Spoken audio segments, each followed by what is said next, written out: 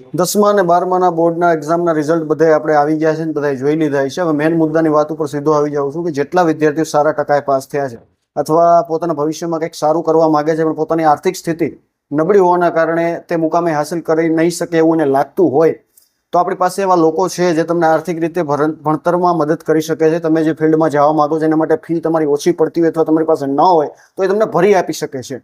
તો આ વિડીયો વધુમાં વધુ મારો શેર કરો જેથી કરીને એવા વિદ્યાર્થીઓને આપણે મદદ કરી શકીએ, એનું વર્ષ બગડતા બચાવી શકીએ અને ખરા અર્થમાં જે વિદ્યાર્થીઓ વિચારે છે કે મારે આ ભણવું છે અને એ ભણી શકે એ બાબતે આપણે એને હેલ્પ કરવાની છે. કારણ કે આપણે જે શિક્ષણ, રોજગાર અને સ્વાસ્થ્યની લડાઈ ચાલુ કરી છે કે આપણે જ એકબીજાની મદદ કરવી પડશે.